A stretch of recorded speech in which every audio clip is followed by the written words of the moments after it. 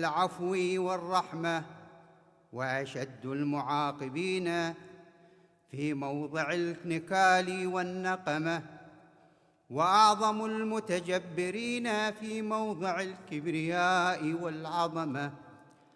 اللهم أذنت لي في دعائك ومسألتك، فاسمع يا سميع مدحتي، وأجب يا رحيم دعوتي، وأقل يا غفور عثرتي.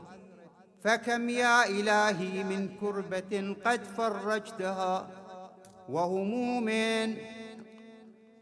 قد كشفتها، وعثرة قد أقلتها، ورحمة قد نشرتها، وحلقة بلاء قد فككتها.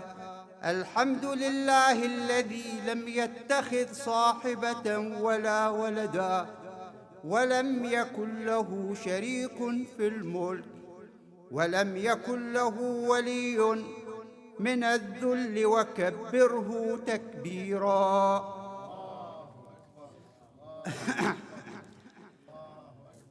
الحمد لله بجميع محامده كلها، على جميع نعمه كلها. الحمد لله الذي لا مضاد له في ملكه، ولا منازع له في أمره. الحمد لله الذي لا شريك له في خلقه، ولا شبيه له في عظمته. الحمد لله الفاشي في الخلق أمره وحمده، الظاهر بالكرم مجده، الباسط بالجود يده، الذي لا تنقص خزائنه ولا تزيده كثرة العطاء إلا جودا وكرما. إنه هو العزيز الوهاب. اللهم إني أسألك قليلا من كثير، مع حاجة بي إليه عظيمة، وغناك عنه قديم، وهو عندي كثير، وهو عليك سهل يسير. اللهم إن عفوك عن ذنبي، وتجاوزك عن خطيئتي، وصفحك عن ظلمي، وسترك عن قبيح عملي، وحلمك عن كثير جرمي. عندما كان من خطئي وعمدي، أطمعني في أن أسألك ما لا أستوجبه منك، الذي رزقتني من رحمتك، وأريتني من قدرتك، وعرفتني من إجابتك، فصرت أدعوك آمنا، وأسألك مستأنسا، لا خائفا ولا وجلا، مدلا عليك فيما قصدت فيه إليك. فإن أبطأ عني عتبت بجهلي عليك، ولعل الذي أبطأ عني هو خير لي، لعلمك بعاقبة الأمور. فلم أرى مولا كريما أصبر على عبد لئيم منك علي يا رب. إنك تدعوني فأولي عنك، وتتحبب إلي فأتبغض إليك، وتتودد إلي فلا أقبل منك. كأن لي التطول عليك، فلم يمنعك ذلك من الرحمة والإحسان إلي، والتفضل علي بجودك وكرمك. فارحم عبدك الجاهل، وجد عليه بفضل إحسانك، إنك جواد كريم. الحمد لله مالك الملك، مجري الفلك، مسخر الرياح، فالق الإصباح، ديان الدين رب العالمين. الحمد لله على حلمه بعد علمه، والحمد لله على عفوه بعد قدرته، والحمد لله على طول أناته في غضبه، وهو القادر على ما يريد. الحمد لله خالق الخلق، باسط الرزق، فالق الإصباح، ذي الجلال والإكرام والفضل والإنعام، الذي بعد فلا يرى وقرب فشهد النجوى تبارك وتعالى. الحمد لله الذي ليس له منازع يعادله، ولا شبيه يشاكله، ولا ظهير يعاضده. قهر بعزته الأعزاء، وتواضع لعظمته العظماء، فبلغ بقدرته ما يشاء. الحمد لله الذي يجيبني حين أناديه، ويستر علي كل عورة وأنا أعصيه، ويعظم النعمة علي فلا أجازيه. فكم من موهبة هنيئة قد أعطاني، وعظيمة مخوفة قد كفاني، وبهجة مونقة قد أراني، فأثني عليه حامدا، وأذكره مسبحا. الحمد لله الذي لا يهتك حجابه، ولا يغلق بابه، ولا يرد سائله، ولا يخيب آمله. الحمد لله الذي يؤمن الخائفين، وينجي الصالحين، ويرفع المستضعفين، ويضع المستكبرين، ويهلك ملوكا ويستخلف آخرين. والحمد لله قاصم الجبارين، مبير الظالمين، مدرك الهاربين، نكال الظالمين، صريخ المستصرخين، موضع حاجات الطالبين، معتمد المؤمنين. الحمد لله الذي من خشيته ترعد السماء وسكانها، وترجف الأرض وعمارها، وتموج البحار ومن يسبح في غمراتها. الحمد لله الذي هدانا لهذا، وما كنا لنهتدي لولا أن هدانا الله. الحمد لله الذي يخلق ولم يخلق، ويرزق ولا يرزق، ويطعم ولا يطعم، ويميت الأحياء ويحيي الموتى، وهو حي لا يموت، بيده الخير وهو على كل شيء قدير.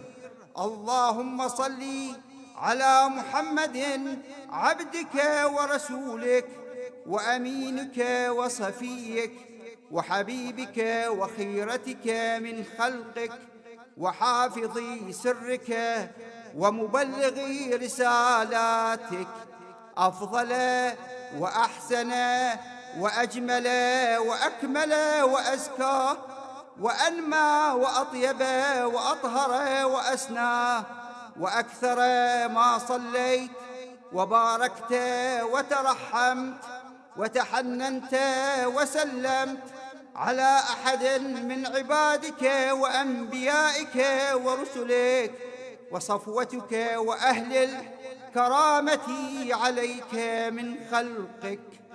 اللهم وصل على أمير المؤمنين ووصي رسول رب العالمين، عبدك ووليك وأخي رسولك وحجتك على خلقك وآيتك الكبرى والنبأ العظيم. وصل على الصديقة الطاهرة فاطمة الزهراء سيدة نساء العالمين. وصل على سبطي الرحمة وإمامي الهدى الحسن والحسين سيدي شباب أهل الجنة. وصل على أئمة المسلمين علي بن الحسين ومحمد بن علي وجعفر بن محمد وموسى بن جعفر وعلي بن موسى ومحمد بن علي وعلي بن محمد والحسن بن علي والخلف الهادي المهدي حجتك على عبادك وأمنائك في بلادك صلاة كثيرة دائمة. اللهم وصل على ولي أمرك القائم المؤمل والعدل المنتظر وحفه بملائكتك المقربين وأيده بروح القدس يا رب العالمين.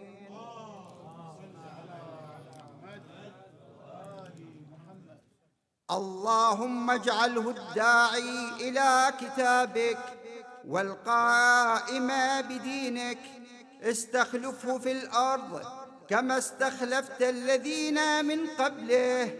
مكن له دينه الذي ارتضيته له أبدله من بعد خوفه أمنا يعبدك لا يشرك بك شيئا.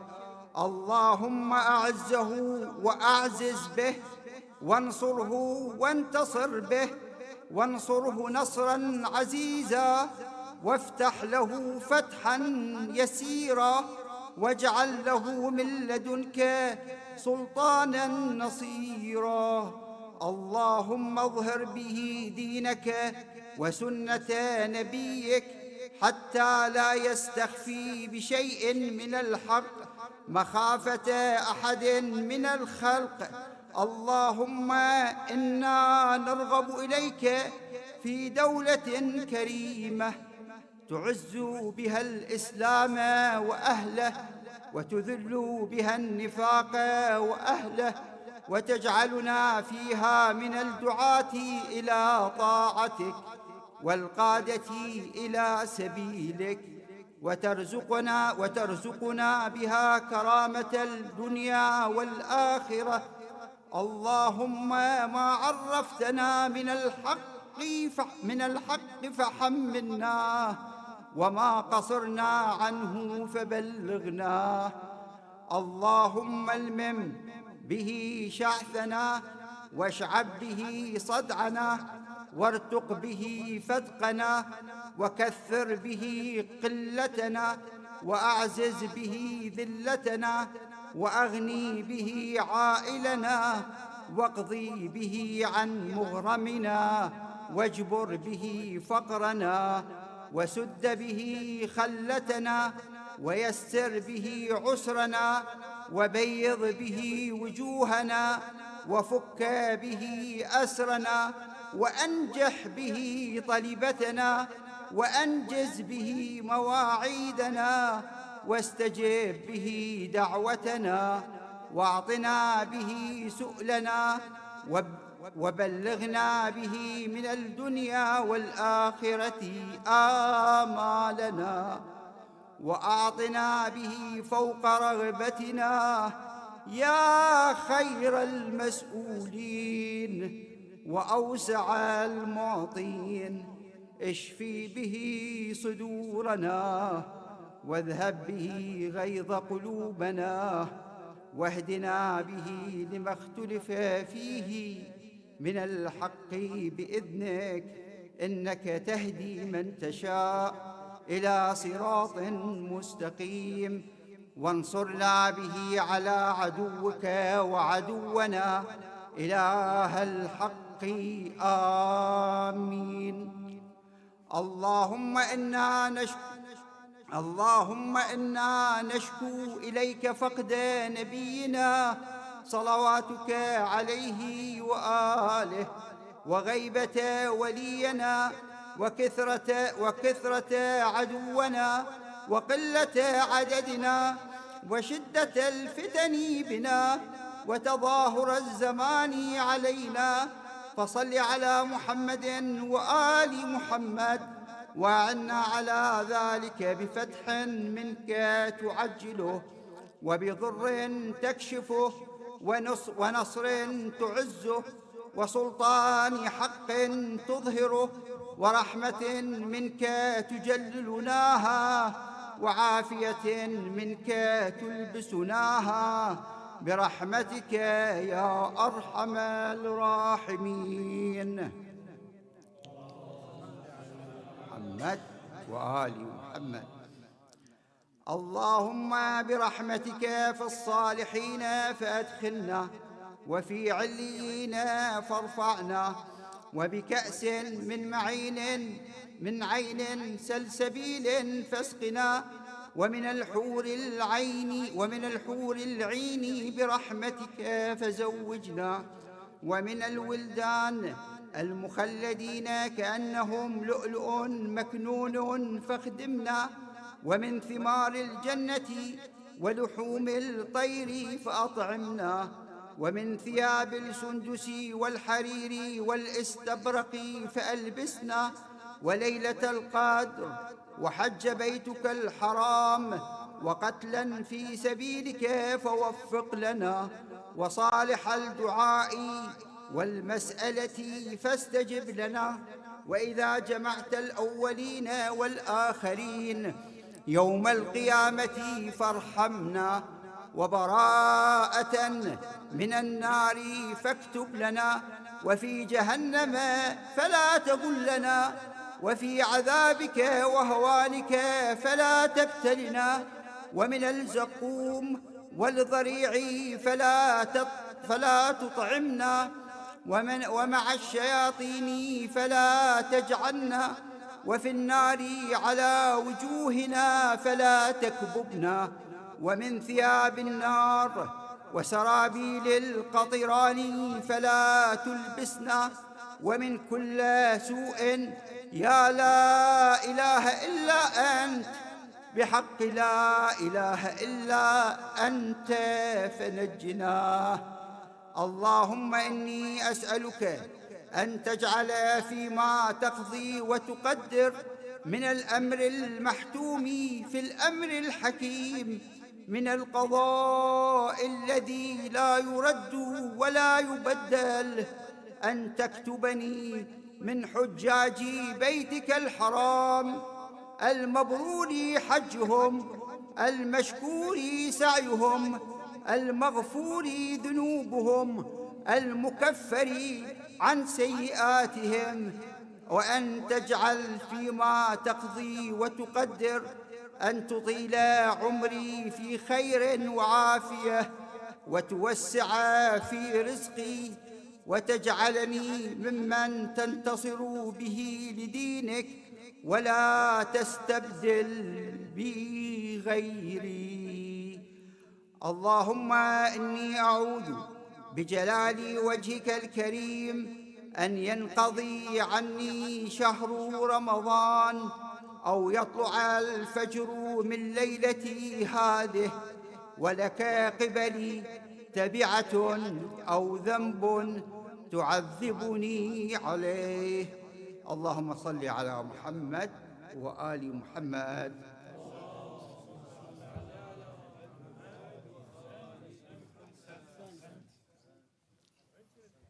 شكرا جزيلا.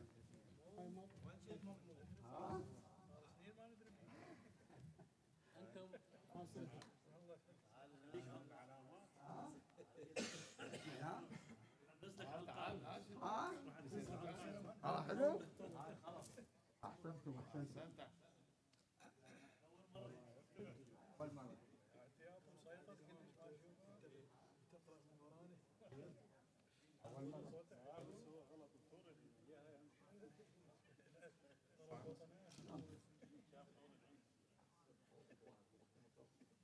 أحسنتم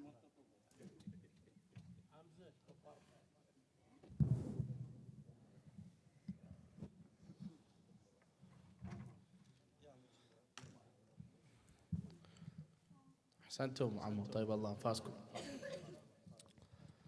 أفلح من صلى على محمد وآل محمد.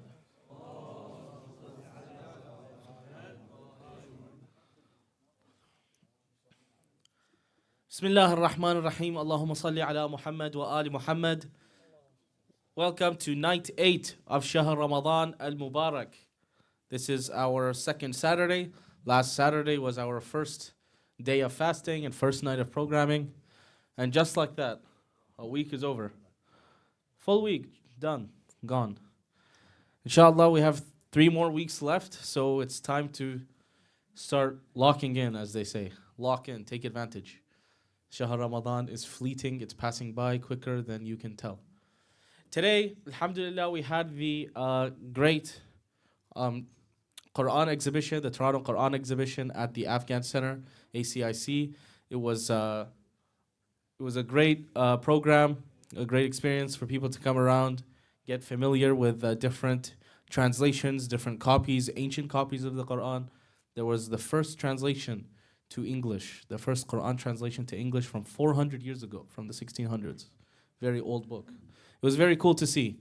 So alhamdulillah, that was a great success. Thank you to everyone who came.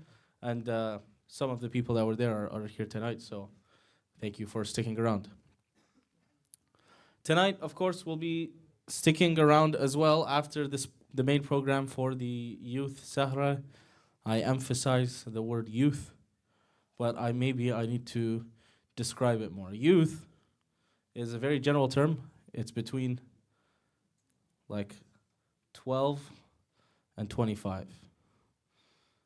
Now we can make some extensions for people that fall outside of the range. Here or there are some people, but let's try to adhere to that age group, inshallah. So, without further ado, let's begin tonight's talk with the dear Dr. Ali Al-Hilli. Let's welcome him to the stage with a loud salawat ala Muhammad wa ali Muhammad.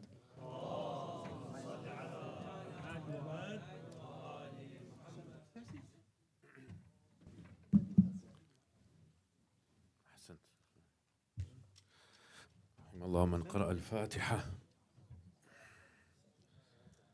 بسم الله الرحمن الرحيم. الحمد لله رب العالمين الرحمن الرحيم مالك يوم الدين إياك نعبد وإياك نستعين صراط الذين أنعمت عليهم.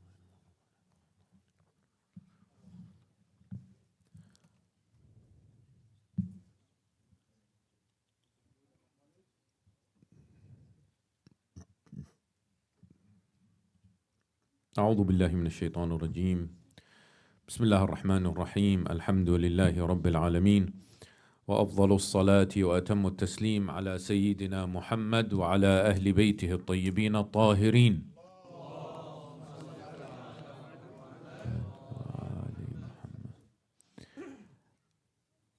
My dear sisters and brothers, Assalamu alaikum wa rahmatullahi ta'ala wa barakatuh.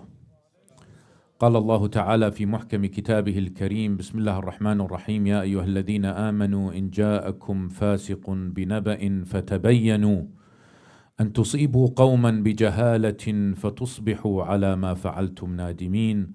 صدق الله العلي العظيم. صلوا على محمد وآل محمد.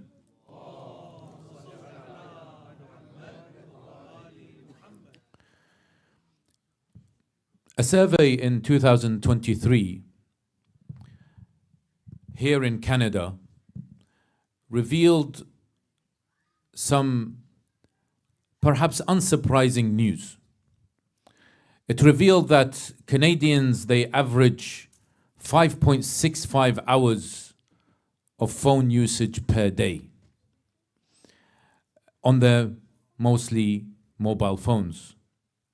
And this has gone up from 3.2 hours per day in 2019 to 5.65 in 2023. And it's just under double. So in 3 years or so, 3-4 years, it has nearly doubled the amount of time that people here in Canada use their mobile phones per day. And of course, this is not, can we have some silent from the Shabab? This is supposed to be for you guys as well. It is, of course, not just here in Canada, but of course, all around the world, many people suffer from this particular disease, I call it, the disease of an attraction to a mobile phone. There's attraction where now we see 1-year-olds, when they use their mobile phones, when they give them the mobile phone, they actually know how to navigate. It's very scary, isn't it? When you see a one-year-old, a 2-year-old, when you pass a mobile phone to them, they know how to use it. And so this particular issue, this phenomena of using mobile phones has become quite problematic worldwide, actually. It isn't just here in Canada. We have it also in the UK and, of course, in the United States. And so there is also one perhaps interesting and something unusual that certain individuals feel when they lose their mobile phones. Yes, there is a name for it. It's actually called phantom phone sensation.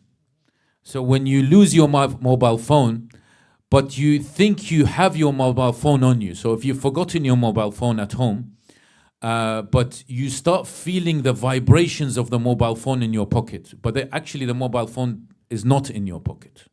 Okay? And a study showed that about 73% of people, they claim to experience a unique flavor of anxiety when they can't find their phone. Yeah. So imagine at home, you are looking for your phone. You know, we've always had this, you know, all of us have had this perhaps, where at home we can't find our mobile phone. We start panicking, don't we? It's a whole disaster. It's actually, you know, the whole world has turned upside down. And also, especially when you leave the house without your mobile phone. You know, what used to happen before then? We didn't used to take any mobile phones. We didn't even have your mobile phones, but we used to live fine. But now if we leave without our mobile phones, then it's a disaster. It's actually a real emergency and a disaster. And we have to go back all the way home to get our mobile phones. And some of us have this phantom phone sensations where if we don't have our mobile phones in our pocket, we get this feeling that my mobile phone is vibrating, but actually it doesn't exist. And so it shows that the idea of being attached to the mobile phone is something extremely dangerous now, especially for the young people. And a lot of people talk about, of course, the young. Yes, especially for the young people, but I'm also concerned for the elder generation, because the elder generation now, a lot of them are glued to their WhatsApp mainly. Yes, they check their WhatsApp maybe 5 to 6 hours per day. Yeah, as I said, the average use here in Canada is around 5.5 hours. But certain individuals use it much more, and especially if you are at home, you don't really have work, you're on pensions, etc. I fear that this particular issue of using mobile phones is going to create lots of anxieties and lots of mental health problems, and especially Alzheimer's and dementia as they grow. And it's a dangerous issue, isn't it? And I want to talk a bit about time wasting, because many of us, we believe that when I am scrolling on Instagram, on the Reels, on TikTok, on all these things, is actually I'm having fun, it's entertainment, it's a good use of my time. But also it's very mindful to elaborate on this, that the issue of time wasting is a critical one here, because Allah subhanahu wa ta'ala expects us as mu'mineen, once we go through the bulugh stage, we are very much conscious about what we do during our time. Allah subhanahu wa ta'ala has given us 24 hours per day. We sleep around 8 hours, shall we say? And then the rest, it's really important we spend every single minute with some benefits, either to myself or to family or to community and society. But if we spend most of this time, say around 6-7 hours of this time on this device, some people say this is my work, fine. You use it for your work, but don't use it use it for social media or any other distractions. And it's narrated from Imam Musa ibn Ja'far salamullahi alayhi. He said, قال رسول الله صلى الله عليه وآله لا تزول قدما عبد يوم القيامة حتى يسأل عن أربع.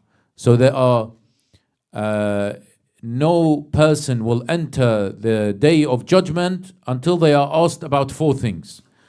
And he says, عن عمره فيما أفناه. What did you do during all that time? من عمرك 0 or من عمرك 15 or whatever صارت بالغ, when you became بالغ, all the way till the day that you died. What did you do? Did you just play on PlayStation, Xbox, do all these, what are these games called? Minecraft. You guys know Minecraft? I'm trying to be cool as if I know all the teenager stuff. Minecraft, FIFA, all these things. It's okay, my son does it. I've got a 13-year-old, but it has to be measured, not in a issue where you spend hours and hours per day or per week just on games. Okay? Because Allah subhanahu wa ta'ala will ask you in the day of judgment, عن عمره فيما أفناه. What did you do? And also a message for our elders as well. الكبار إخواني وأخواتي عن عمره فيما أفناه. يعني what did you do? Did you just sit at home on WhatsApp, on YouTube, on things that it's mostly about lahu, about forwarding different messages about Jum'ah Mubarakah, and there's a particular hadith which you don't know about at all, but you've sent this particular hadith, which we'll talk about in a bit. Is this what is my purpose when I also reach that stage of becoming elderly? And so he says, من عمره عن عمره فيما أفناه, about what you did during your life. And وشبابه فيما أبلاه. What did you do during your youth time? Youth time is a precious time, isn't it? Because your mind is in a good state, okay? You're trying to discover the world. You've got a bit more free time. Maybe you're not married. And so, what did you do during that time? And unfortunately, now the data is showing that majority of our children are spending it on technology. Yes, it shows that we're spending it, and I'll give the data later on when I talk about specifically about children. They are spending it a lot on technology, and that has research has shown will have and has had a detrimental effect on the well-being of our children. And he continues and says, وَعَنْ مَالِهِ مِنْ أَيْنَ كَسَبَهُ وَفِيمَا أَنْفَقَهُ. What did you do with your money as well? Allah subhanahu wa ta'ala will ask you in the hereafter. He says, what did you do with your money? Where did you spend it? وَعَنْ حُبِّنَا أَهْلِ الْبَيْتِ سَلَامُ اللَّهِ عَلَيْهِ صَلُّوا عَلَى مُحَمَّدٍ وَآلِ مُحَمَّدٍ. So I just want to touch. So we talked about time wasting, and this is for everyone. And also one really important thing, and maybe this is for everyone as well, but specifically perhaps the people who are adults, is forwarding messages. It is a responsibility you have in front of Allah subhanahu wa ta'ala to make sure you know what you're forwarding and what you're liking and what you're sharing on social media. And not just on social media, we'll talk about WhatsApp as well and all the other apps. You can't just forward anything. خصوصا يعني إذا if there is a particular hadith, or there's a, say 1000 times salawat, قول 1000 مرة صلوات, يجيك مدري اليوم يجيك العباس سلام الله عليه بالنوم. Something ridiculous like that. And these things are made up. They're literally made up by people who have nothing to do in their world, in their life. They've got nothing to do in their life. So what they do is they they send messages, and a lot of us are gullible. You know what gullible means? Yeah, a lot of us are gullible. So when we get this particular message, we say, oh wow, this is extraordinary message. In addition, when I get a particular hadith, for example, or of interpretation of a particular verse, I believe it straight away. شنو هو من كتاب, من verified place? No, it's just been forwarded to me via WhatsApp. روي عن إمام شو اسمه كذا أنه قال كذا. How do you know روي عن إمام? How would you know? How do you know this is a hadith from the Imam? Hasn't Allah subhanahu wa ta'ala created this intellect within you for you to go and find out a very quick Google search, where you take this hadith, post it, copy, paste in Google, and try to look for the right sources. Is it in Bihar al-Anwar? Is it in La Yahdharuhu al-Faqih? Where is it, this particular hadith? But it's my responsibility. If I was to forward this message, then Allah subhanahu wa ta'ala will make me accountable. يحاسبني Allah subhanahu wa ta'ala. I can't just forward anything. And that's really critical. I get all sorts of different messages, as I'm sure you all get, about ridiculous things. It really frustrates me and makes me angry that we as a community don't focus on what we're forwarding. Okay? We forward certain things that ما أنزل الله بها من سلطان. They're fake news, yes? But we are very gullible and we believe in these things. It is your responsibility in front of Allah subhanahu wa ta'ala to know what you're forwarding. Don't think this 2 seconds procedure where I just press and then forward is going to get you some thawab. It will get you some thawab if you are sure this particular thing is authentic and also beneficial to whoever you are sending it. Yes? So it's vital that we talk about this. And this is the verse that I narrated at the start of this talk. Bismillah ar-Rahman ar-Rahim. Ya ayyuha alladhina amanu in ja'akum fasiqun binaba. O you who believe, if an evildoer, fasiqun binaba, he came with some news. شنو؟ فتبينوا. Be alert. Yes. أن تصيبوا قوما بجهالة. Look carefully into it, lest you harm a people in ignorance. Right? Then be sorry for what you have done. It's the same thing with us getting particular messages. Maybe they are evil doers. Maybe people want to spread false information.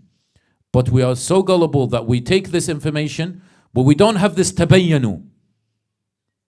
We're not alert. We just automatic. We take this particular post. I see it. Oh, really? Imam said this. Prophet said this. Oh, Madishuna said this. Or this person, even if it's a video. These days they play around with videos as well.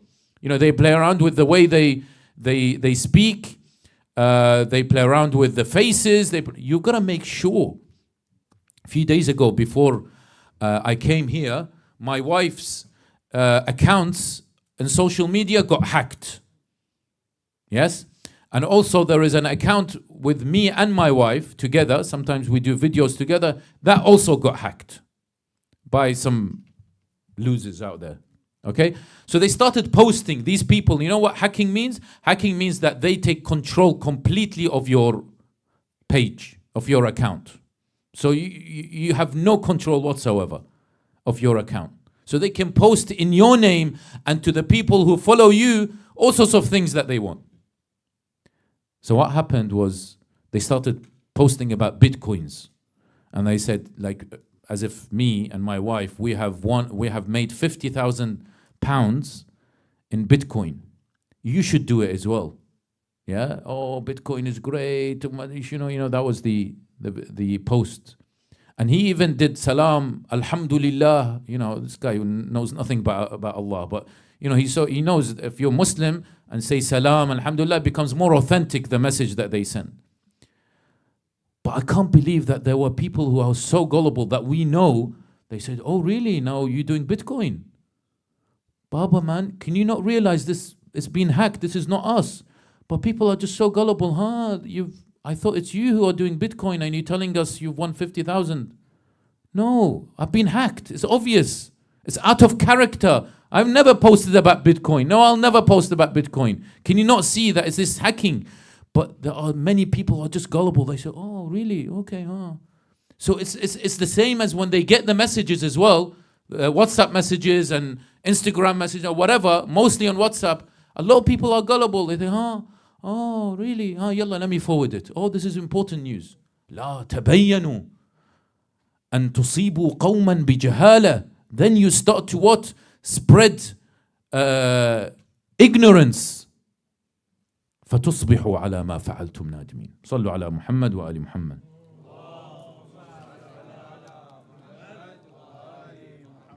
So we've talked about time wasting. We've talked about make sure you understand what and comprehend what you're sharing, forwarding. And it's got to be something that's, of course, authentic, legitimate, and you are responsible in front of Allah subhanahu wa ta'ala. And even, I will say, retweeting or whatever, re-Xing, right?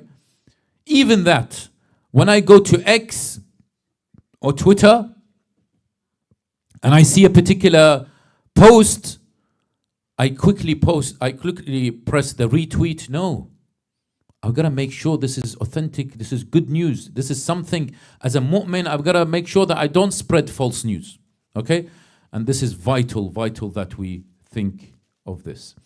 And I also want to finally say in this particular topic that, you know, some of us love to spread news about others, especially if there are people who are out there in the community maybe.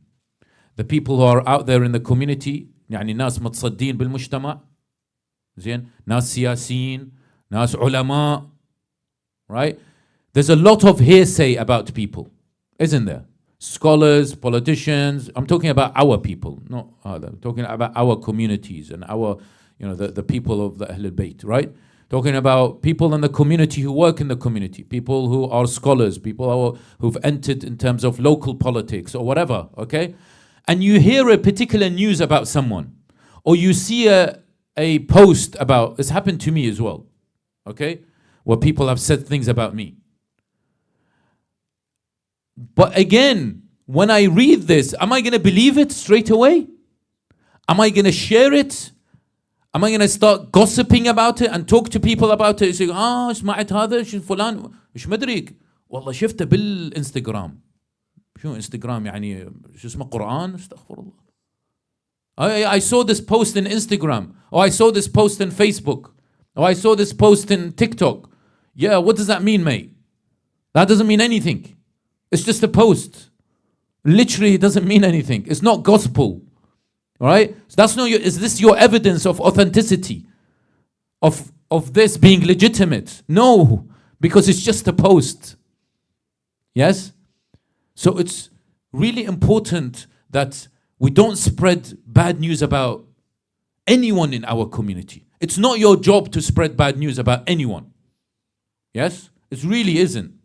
In fact, if you do, then you've got to go and do the following. What Allah subhanahu wa ta'ala has said in the Quran, chapter Surah Al-Baqarah, verse 160, إِلَّا الَّذِينَ تَابُوا. You've got to do three things. It isn't just if you spread false information about someone in the community. Did you hear this person said this? Or this person went out with this? Or I saw this person sitting down with X, Y, or Z. Yes? And then you post it, or you put their video, or you play around with it. It's happened so many times in history. It's happened to our scholars as well. Yes? Later on, when you realize you've done something wrong, it isn't just you come and say, well, oh yeah, I've done something wrong. No, you've got to do three things. This is what Allah subhanahu wa ta'ala says. He says, إِلَّا الَّذِينَ تَابُوا. You've got to do tawbah to Allah subhanahu wa ta'ala. Go back to Allah subhanahu wa ta'ala. وَأَصْلَحُوا. Yes? You got to do what? Make amends. You got to go and make amends regarding this. Go and tell this individual because you've done ghibah on them. Yeah? And then what? وَبَيَّنُوا. And you make truth. You say, come out and you say, look, what I did was wrong. I shared this information, or you tell your followers, I shared this information and this information was wrong about this person. How many of us have forwarded things about people that we don't really know the information is accurate or not? I want you to really reflect on this. Because what we have, my dear brothers and sisters, is this device. Yes, this device is dangerous. It's dangerous. We can use it, yes, for our benefit, but having the ability to do whatever we want in this device is also quite dangerous. And so when I forward these particular things, when I talk about it, I've got to do three things in order for me to make amends. I've got to tabu wa aslahu wa bayyanu. فَأُولَٰئِكَ أَتُوبُ عَلَيْهِمْ وَأَنَا التَّوَّابُ الرَّحِيمُ. Allah subhanahu wa ta'ala said, yes, I will forgive them, and I am the forgiver. Sallu ala Muhammad wa ali Muhammad.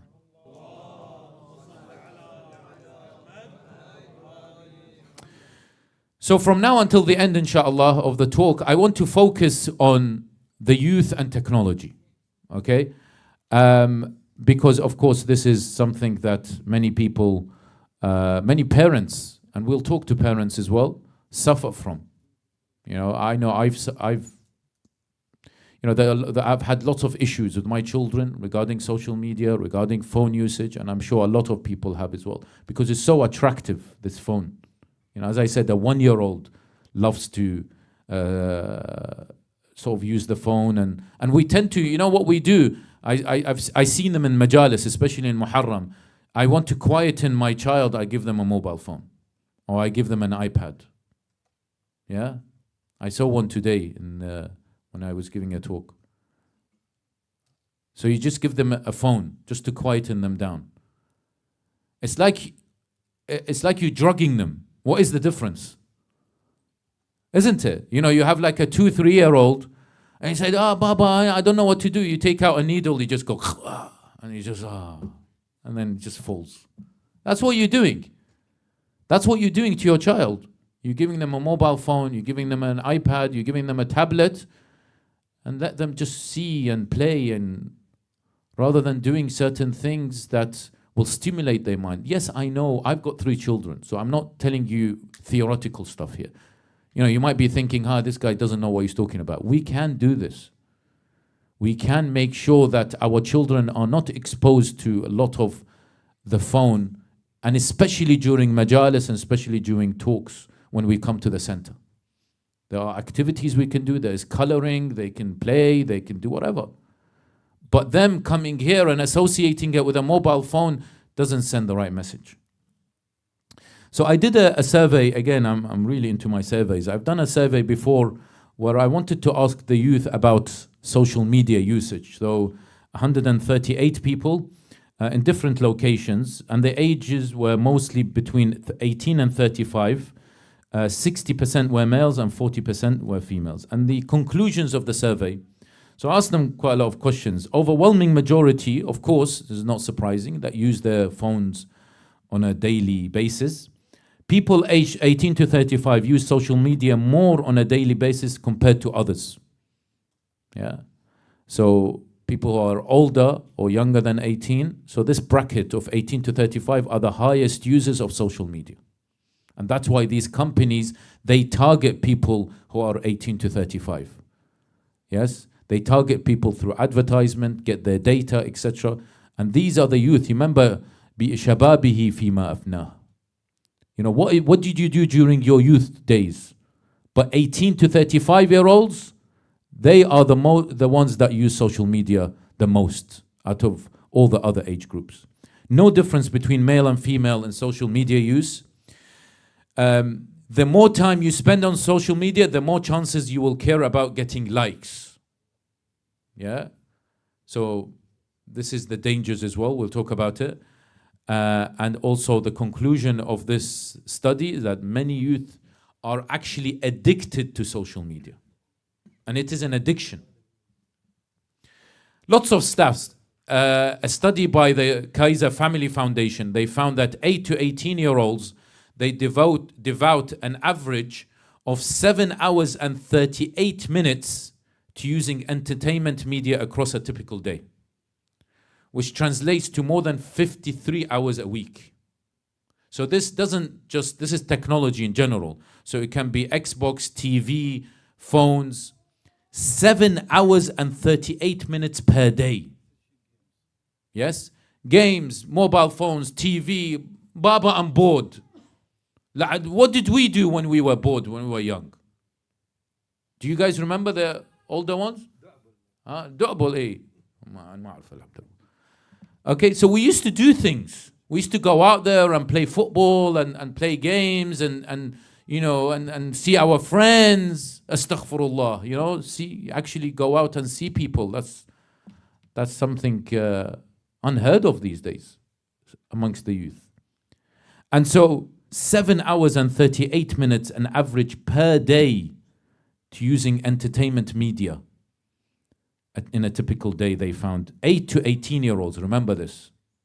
8 to 18-year-olds. We're just talking about 8 من عمر 8 إلى 18.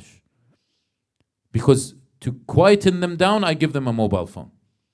You come back from work, or if your spouse comes back from work, you're both very busy, someone is cooking, someone is vacuuming, someone either, and this guy's, I'm bored, I don't know what to do, I want to watch TV, I want to watch, yalla hai, remote control, watch TV. I want to watch Netflix, yalla hai, Netflix. You want to watch, I want some mobile phone, yeah, here's a mobile phone. 7 hours and 38 minutes per day. What about their cognitive health? A study published in the JAMA Pediatrics found that children who spend more than 2 hours a day on screens scored lower on language and thinking tests compared to those who had less screen time. If they spend more than 2 hours a day, they scored less on language and thinking time.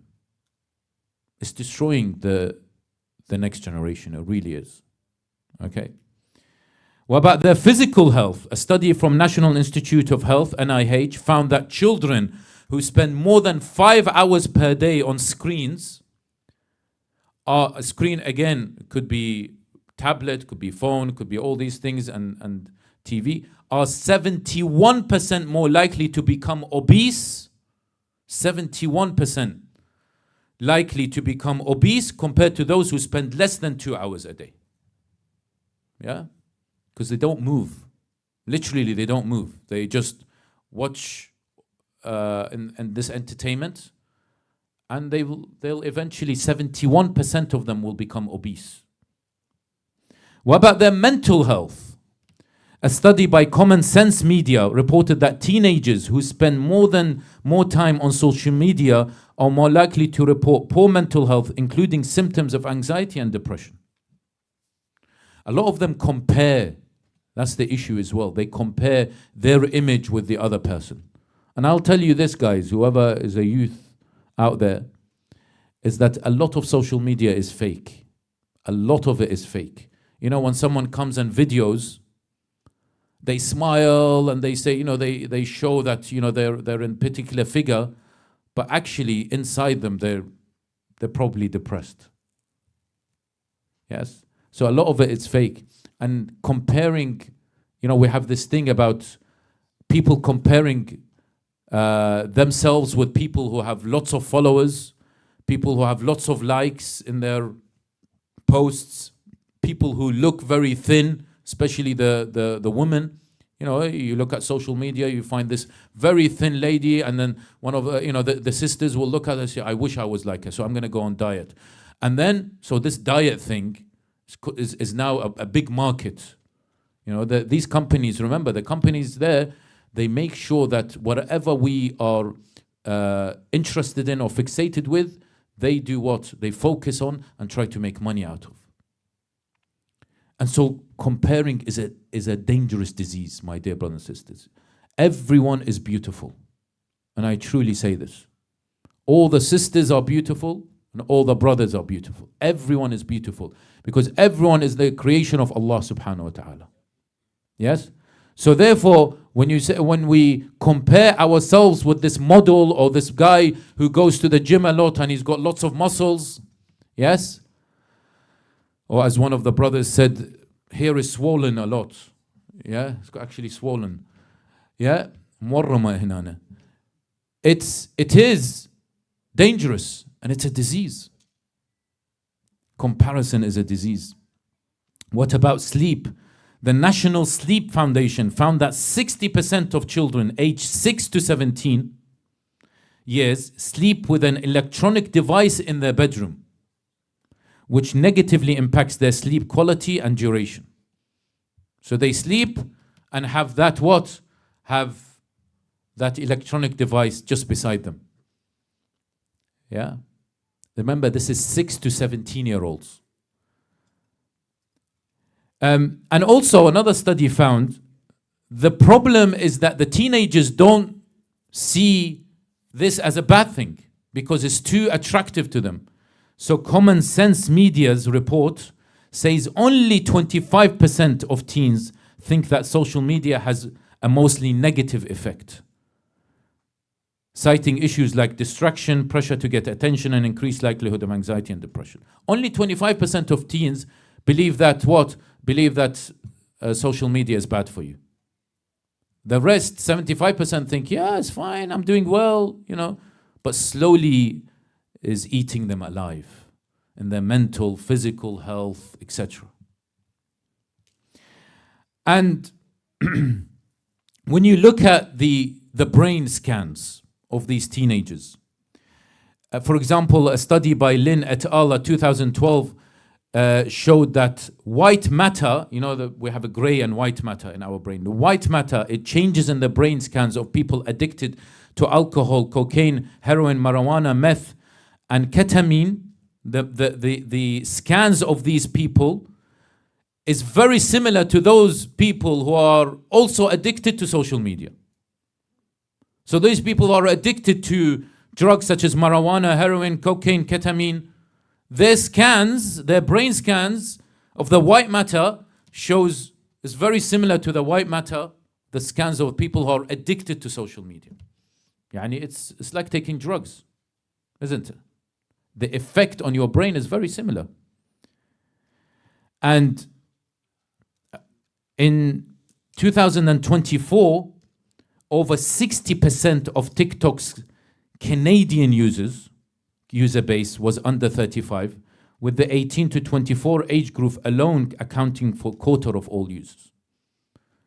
And how the TikTok is very attractive, of course. It's something that our youth will love to see. But I asked the parents whether they actually know what their children are watching. Yes? And I'll give you just very quick example, a very quick research I've done.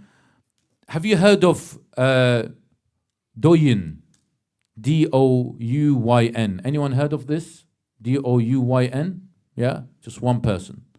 Douyin is the equivalent of TikTok in China. So Chinese people don't have TikTok. Yes? They have Douyin. TikTok is for the West. Douyin is for China. And I actually did a comparison between this and I read some reports about it as well. So Douyin is a short video platform, started in China in 2016. TikTok was generated in 2017 for the Western market, also from China. Yeah. As of mid-2024, TikTok has been downloaded over 4.92 billion times globally. 4.92 billion times it's been downloaded. Now, just look at the difference between Douyin and TikTok. Because the Chinese, when they don't have TikTok, they have Douyin.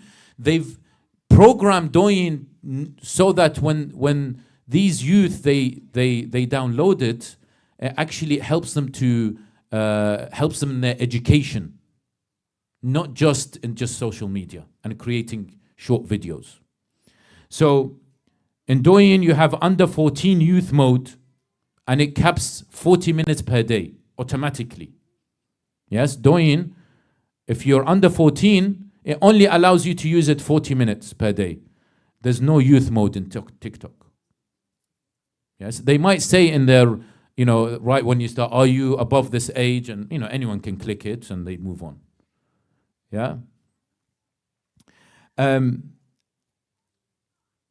So Doyen's 2021 Knowledge Content Data Report noted a 74% year-on-year increase in educational video views. So in Douyin, there was a 74% increase in educational video use, right? Whereas in TikTok, there's a focus in entertainment videos, isn't it? Mostly it's entertainment videos. And Douyin has introduced a dedicated learning section, right? Which features a wide range of educational videos on topics such as finance, art, history, geography, animals, and music. There's no such thing in TikTok. Yeah. And Douyin has limited features, whereas all features are available to everyone in TikTok. My point here is that when they produced or developed Douyin for the Chinese children and youth, they made sure that this particular app is used wisely and has an educational benefit. Yes, it isn't just about watching videos, but actually has an educational benefit because they care about their community. And what they've also done, they've developed TikTok to the West and go and look at all the pranks and all the sort of entertainment. Let the West sort of deal with this. Let us do what in China? Let us educate our youth. We've got to realize these things when we try and allow our children to use TikTok. Yes? Now, I want to ask these following questions to the parents who have children.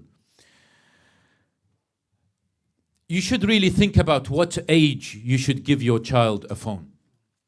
Okay? Maybe you already have given them a phone. Okay? But there's obviously no clear guidance about this. What age would you give your child a phone? And every child is different. Some children are mature, some children are, they don't show so much maturity at a particular age, okay? So you don't just fall into pressure because children love mobile phones. So they say, Baba, Mama, I need a mobile phone. You say, okay, yalla, I'll buy you a mobile phone. Especially now, mobile phones, especially these Chinese ones, are very cheap. But don't make sure that you do not make your decision based on pressure of the child. Study the age, study how mature they are, and whether they need a mobile phone or not. Okay? What type of phone would you give your child? Is it a Android phone? Is it an iPhone? Because the reason is because the screen time limitations of these two particular phones, they differ. So in Android, there is a very good app called Family Link.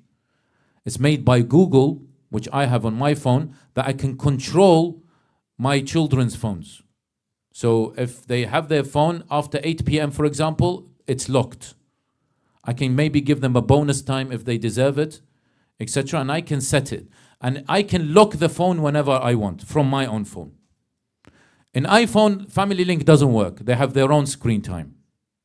Right? So make sure you know which particular, is it Android or is it an iPhone?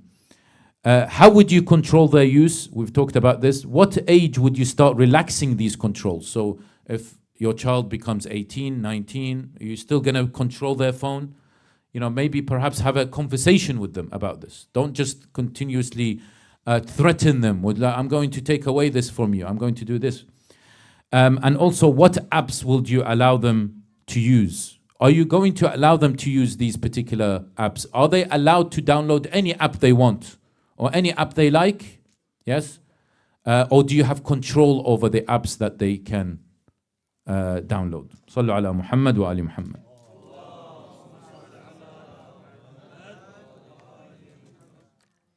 So these were questions for parents regarding phones. Now the following points are advised for parents.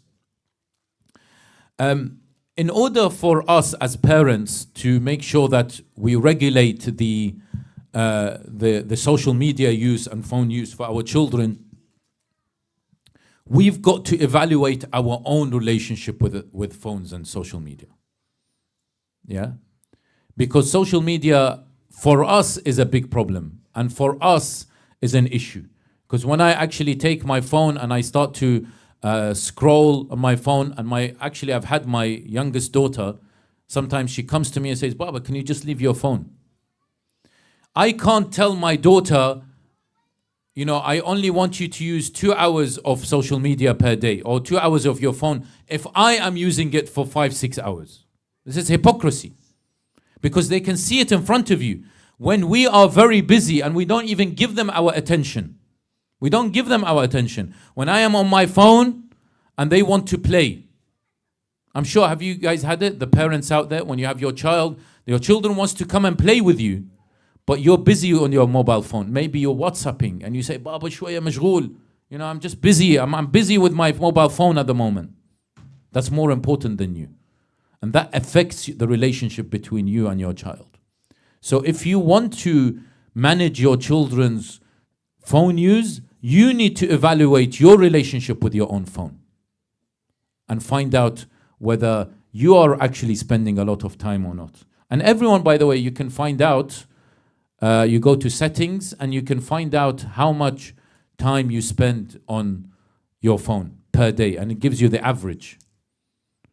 And I did a workshop on this, and majority of people said at least 6 hours, 5-6 hours per day. Their phone says, it doesn't lie, says their phone says, and some of you can do this right now if you want. Go and check, and I will tell you that it's probably at least 5-6 hours you have used your mobile phone per day. And a salah takes us, all 5 salah takes us maximum half an hour maybe per day, and we rush it. But I'm comfortable sitting in front of the screen for 5-6 hours.